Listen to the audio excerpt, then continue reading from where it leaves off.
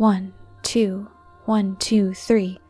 The rhythm of the kata rung through Yuzu's muscles as she moved back, forward, back, the wooden sword swinging back and forth to meet Masami's. Up block, side block, dodge, down strike, up strike, side strike, lunge. Her wooden sword connected with Masami's over and over, like some kind of deadly dance. Stance, Masami grunted, and Yuzu let her consciousness slide up to the top of her brain long enough for her to realize that her feet were out of position. She slid back into the right stance and went back to the perfect rhythm. The sound of clacking wood rang out from all around them from the other pairs practicing the same rhythms. Monks and nuns walked between them, mostly around the younger students, altering grips and nudging feet back into the right stances.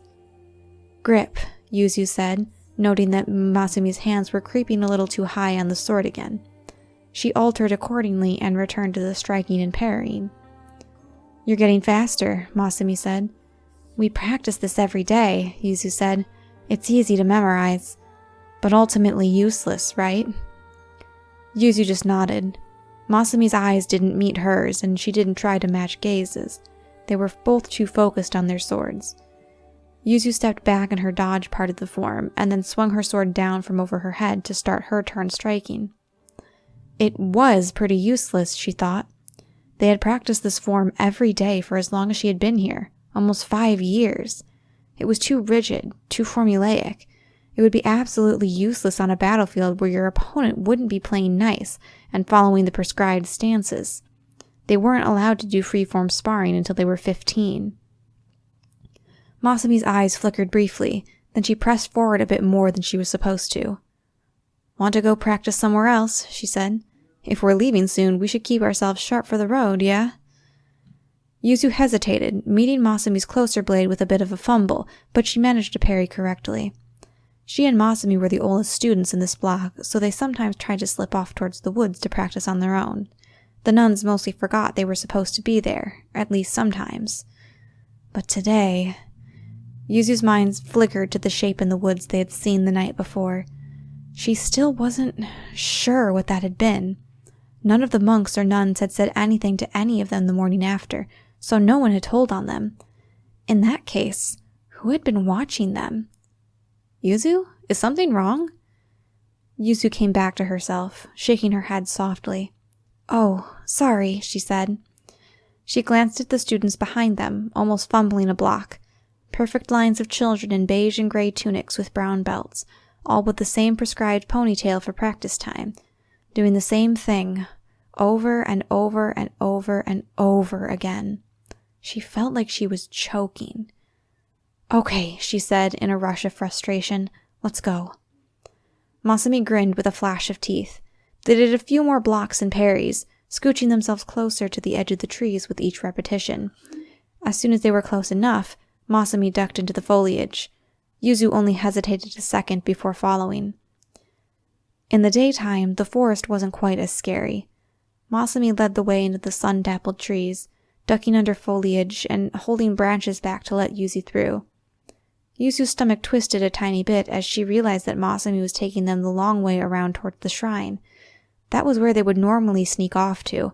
After all, the nuns couldn't really get mad at them if they insisted that they had been called there by the goddess to meditate, and that got them out of getting into trouble a lot. But she still remembered the shadow from the night before, and she was feeling a little nervous. Fucked up that Rin got herself locked up again, Masami said as she ducked under another branch. Damn it. And Hokuto was saying we'd probably be able to get going in a few days. Now we have to wait for her. She growled softly, and Yuzu grimaced. She's such a hardhead, Masami said. She just really wants to find Yugo, Yuzu said. He's really important to her. You think I don't get that? It came out a little like a snap, and Masami hesitated. Sorry, I didn't mean to yell at you.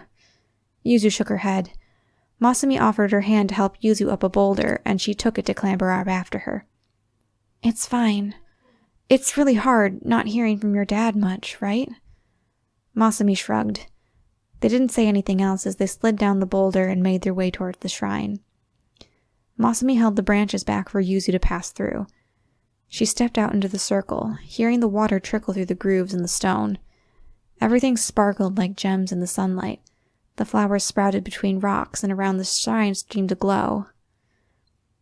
"So, you're really sure about this, huh?" she said. "Leaving, I mean." "Of course," Masumi said. She hefted her belt up a bit. The sword shoved into it was making it sag. "I think it's our duty as champion-elect. We can't just hide out here. We have to help the people, don't we?" Yuzu nodded. That was right. She had asked to be trained because she wanted to help people, like that boy she had just wanted to make smile that day.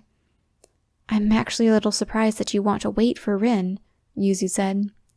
She tugged her own sword free from her belt where she had stowed it, twisting it between her fingers.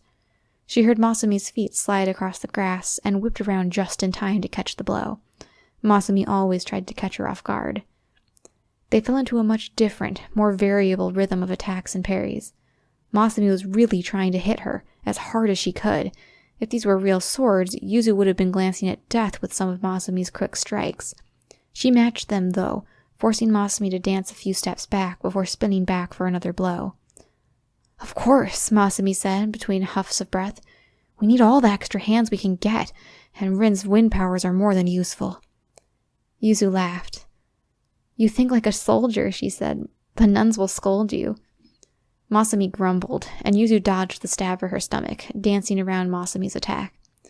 "It's stupid the way they think," she said. She swung for Yuzu's head, and Yuzu ducked.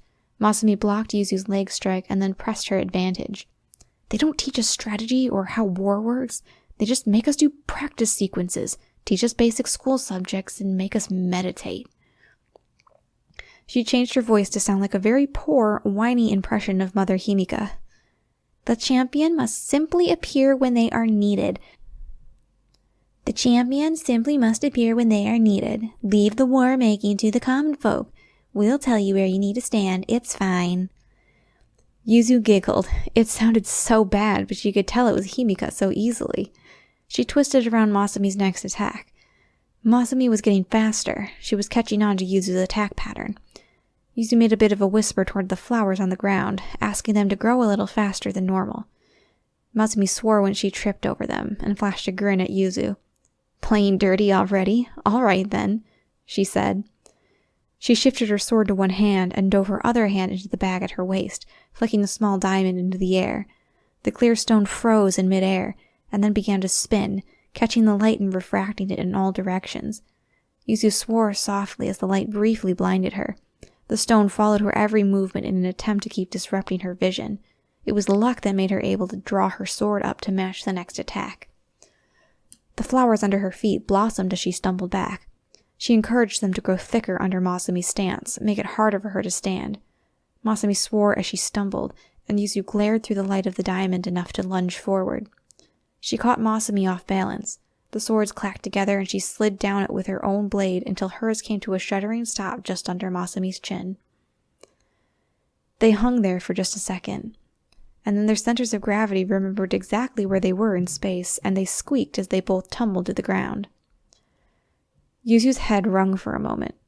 It was Masumi's laugh that brought her back to herself, and she grinned, rolling off of Masumi and onto the ground, pushing herself into a sitting position as she began to giggle too. Masumi just laid there, laughing, her arms sprawled out on either side of her. "I lost again," she said. "Ugh!" She flopped a hand over her eyes, still laughing despite her words. "It was close, though," Yuzu said. "And even if I had won, that took too long. Plus, I lost my balance at the end. You're not likely to be fighting only one person. That would have left me way open to attack afterward." "You've been spending too much time listening to me." "Well, it's not every day you get the advice from an actual soldier's daughter," Yuzu teased. Masumi grinned, arms still drooped over her eyes. Yuzu smiled too, feeling her chest tight with exertion. It was a good feeling, though, her muscles twitching from the exercise and her body ringing from the memory of the swords impacting with each blow. A breeze rustled through the trees, making Yuzu's ponytail wave slightly, although a lot of it was stuck to the back of her neck from the sweat. The air probably felt pleasant, but she was so sweaty that it felt cold, and she shivered. She stared aimlessly off into the woods. "Masumi," she said, "do you think we're really ready for whatever's outside the barrier?" "No." It was so abrupt, so blunt, that Yuzu hesitated. She glanced down at Masami. The other girl had moved her hand off of her eyes and onto her forehead, so that she stared up into the sky ringed by trees. "What?" she said. "But you're the one who said we need to go, that we've been training for most of our lives, and—" "That doesn't mean we're ready," said Masami. "We don't know anything about the world out there. We haven't been taught. We've had to teach ourselves a lot of this fighting stuff." She gestured vaguely at the shrine. For what purpose, Yuzu wasn't sure. "And you still want to leave?" Yuzu said. Masami nodded. For a moment there was no sound except for the leaves rustling in the woods. Then Masami sat up, letting her arm drape over one knee. "The first day you came here," she said, "I was still the top student. Only Ruri ever put up a good fight, and she was too nice to really push her advantage when we snuck off to practice by ourselves." Her eyes slid over to Yuzu. "I never lost our sparring matches until you showed up, and you handed me my ass on almost your first try," she said. "That was what did it. That was what knocked some sense into me." Yuzu's hands tightened in her lap, just listening. The sunlight sparkled down across Masami's black hair, and she pushed one hand through it, freeing it from its ponytail to flare out around her shoulders again. "That was when I realized that no matter how good I thought it was, there was always someone better," she said. "I can't underestimate the people outside the barrier. None of us can." She turned to look Yuzu in the eyes. She looked so determined. Masami always had that sort of expression. "That's why we have to wait for Rin," she said. "The more of us there are, the better chance we stand. I'm not going to make stupid mistakes anymore by thinking no one's better than me. Everyone's better than me. Thinking like that will keep us alive." Yuzu felt briefly cold. "Do you really think it's that dangerous?" She had never really thought about it. She remembered how nervous her father always seemed when she was a child and they lived in the capital. He had always held her so tightly when they went out, or made sure she stayed in the house. But she didn't remember it all that well, didn't remember seeing anything. She just remembered the sense of fear. "I think it's more dangerous than even I think it is," Masami said. She glanced at Yuzu, and then she seemed to startle out of some kind of daze. "I'm sorry," she fumbled. "I didn't mean to get all dark on you like that." She hugged her knees to her chest. You don't have to come with us," she said suddenly. "You've got your dad here. I won't be upset if you decide you need to stay." Stay behind. Let Masami, Ruri, Rin, Selena, Hokuto, Yaiba, all of them leave without her. Yuzu looked down at the ground, tightening her hands into the grass. They were her world, and they could leave without her. She thought of her father then, his goofy, distracted smile. He was always bustling around and getting himself worked up. Sometimes he forgot to eat and sleep because he was so passionate and excited about what he was doing. If she left, how long would it take for him to notice she wasn't coming to bring him coffee or drag him to mealtimes? Would he be scared? Would he come after her? She hadn't even thought of it. She tore grass up in her hands, not looking at Masami. "Sorry," she said. "I don't think I've thought about this as much as you have yet." Masami looked down at her knees. "I know," she whispered. She licked her lips. A bell rang out softly from the distance, and Masami shot to her feet. "Lunch," she said hurriedly. Listen, you don't have to decide now. You don't have to decide anytime soon. Rin should be locked up for at least a week. We won't leave until after she's out and we've talked. And if you decide to stay, it's okay. I won't hold it against you. Masami ran her hand through her hair again. "I'll see you at lunch," she said, and she turned and darted back into the trees. "Masami," Yuzu started, but Masami was already gone. Yuzu just sat there for a long time, tearing up grass in her hands. The flowers bobbed and whispered in the wind, and her hair danced with it. She reached out to let it loose from her ponytail and pulled it away from her neck. The sweat was starting to evaporate, and she just felt cold.